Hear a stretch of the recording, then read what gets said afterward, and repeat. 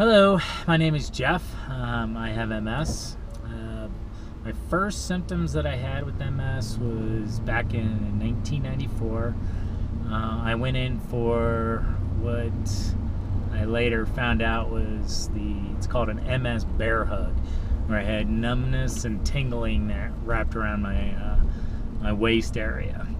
Went in actually a couple times for that, and they thought it was shingles. It wasn't. It ended up being, of course, MS. I later went in for multiple different symptoms. Had partial blindness in one of my eyes. I've gone in for head numbness in my left arm for a while. A lot of the symptoms kind of came and went. They'd be there for, which technically they'd be considered a relapse now, because I guess if a symptom lasts more than 48 hours, it's considered a relapse, or if it's a new symptom.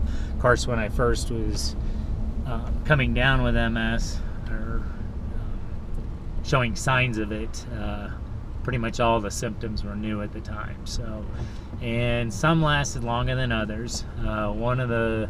One symptom that definitely lasted the longest was numbness and tingling in my feet.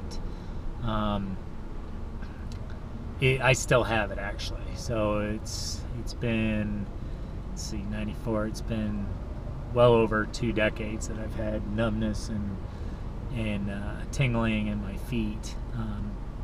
That symptom sometimes was worse at other times than it wasn't consistently really bad. At its peak, I would say in 2011, when I was actually diagnosed, was when it was probably at its worst, and I was having extreme trouble walking at that time. I would trip going upstairs. I had the dropped foot. I couldn't raise it when I was going up, and it'd catch on the toe or the nosing of the stair, and I'd end up tripping. Had to be very slow, very cautious and careful actually just walking, period. I was almost to the point where I needed a cane. Throughout the years, though, well, actually, since I've been diagnosed, I've been on Tysabri now for 5 years, and the Tysabri has helped out tremendously. I love it as a treatment. It's wonderful. It just has a really bad side effect, which can cause similar symptoms actually as MS, just magnified and quicker. It's a brain infection that it can cause, which can actually cause paralysis or death, which is never a good thing when you're looking at side effects. Anyway, I'm still on it, even though my neurologist is trying to get me off of it. And with being on a very good treatment and having definitely good care through my neurologist, I've been actually able to exercise.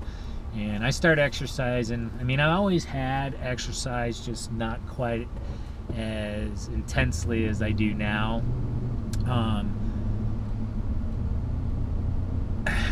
I would say back in 2011, since I was having trouble even walking, I just very slow, very lightweight, did very mild exercise, would walk on a treadmill, just slowly building up leg muscles. It's not, as far as my exercising goes, it's not about bulking up by any means. It's more or less about strengthening my body so I can better cope with some of my symptoms that I have. Since being diagnosed, and since starting my treatment and exercising, I've actually been able to do some of the things that I never thought I'd be able to do again. One is I've been able to ski. I've gone skiing 2 times since being diagnosed, and I love it. Of course, nothing like I can't ski anything like I used to, but still being able to do it is fine with me, because I didn't think I'd ever be able to do it. I also played softball on a D League one time, which was just co-ed, and it was just having fun, and I was happy to even be able to do that again. So anyway, I'm starting this website because some of the best information that I've gotten from other people who have MS, and I believe the more knowledge that you can obtain from or for the disease from other people, the better you'll be able to cope with it.